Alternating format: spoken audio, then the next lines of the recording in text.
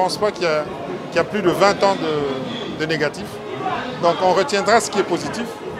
La longue lutte pour l'émancipation du noir, de l'Africain et du Congolais en particulier.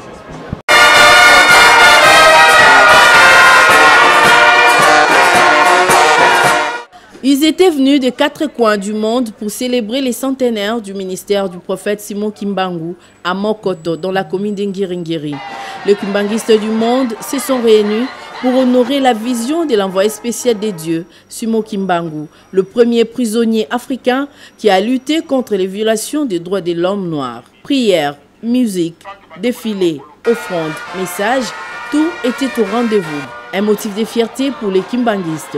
Sur les 100 ans, je ne pense pas qu'il y a plus de 20 ans de négatif. Donc on retiendra ce qui est positif.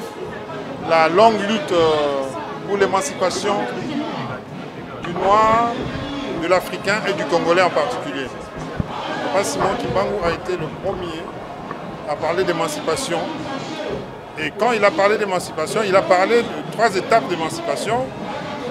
L'émancipation d'abord politique, et puis il a parlé de l'après-l'émancipation politique, c'est-à-dire l'émancipation de l'homme congolais et l'émancipation de l'esprit de l'homme congolais. On a le sentiment que c'est une journée spéciale pour Nabiso, surtout pour l'Angaï. C'est une journée qui n'a évité son expliquer en déni. Donc c'est pelika qui tokokisi santa mkwalelo banda papa banda misala na eti mkwalelo akokisi santa yango na esengo mpona biso bakimbangistes. Pour la journée lelo centenaire na moni yango eza bien na sepeli makasi vraiment. Tika ke nzambe oyo tika ke papa Simon Kimbangu vraiment asala ya koleka bato bandimela ye vraiment ke aza nzambe.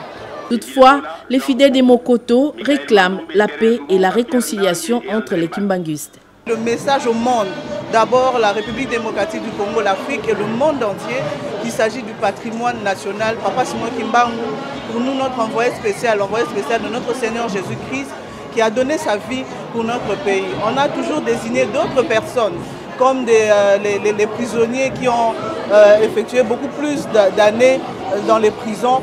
Mais Papa Simon Kimbangu, le monde doit le savoir, que Papa Simon Kimbangu, le Congolais doit en parler parce que c'est une fierté.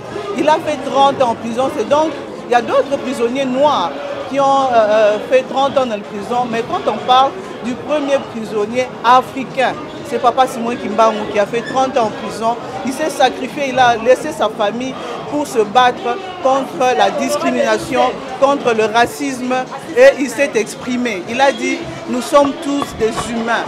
Aujourd'hui, je suis à la Commission nationale des droits de l'homme. Je me suis dit que c'est pour moi comme une représentation de l'église kimbanguiste aussi.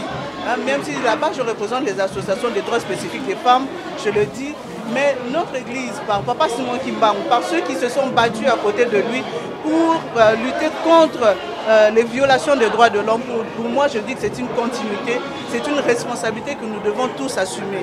Et c'est pour la République démocratique du Congo également une responsabilité de s'impliquer pour la réconciliation de cette famille. Ce n'est pas une concurrence, ça ne doit pas être une concurrence pour dire que là-bas il y a eu des milliers de personnes, de l'autre côté il y a 10 personnes. Dieu a dit, le Seigneur a dit, 1 ou 2 personnes se réunissent, il sera là. Mais pour nous, ce n'est pas une concurrence, ce n'est pas un combat. Nous appelons le chef de l'État, nous appelons la population congolaise. On ne demande pas à tout le monde de devenir kimbanguiste, mais de dire, comme les politiciens, malgré les combats, malgré les luttes, ils se sont réunis, se sont embrassés. Pourquoi pas cette famille qui est un exemple pour la RDC? Papa Simon Kimbangu qui est le patrimoine. Si le patrimoine est divisé, comment voulez-vous qu'un si grand pays parle d'une fierté qui n'est pas mise ensemble? Et donc nous appelons à toute la République démocratique du Congo, depuis le haut, le chef de l'État, et au tout dernier, parce que nous sommes tous des humains, nous sommes tous des Congolais, de nous mettre ensemble pour construire notre pays, en commençant par l'église kimbanguiste et d'autres qui sont encore difficiles. Il faut rappeler tout de même que les kimbanguistes prônent l'émancipation de l'homme congolais et son autofinancement.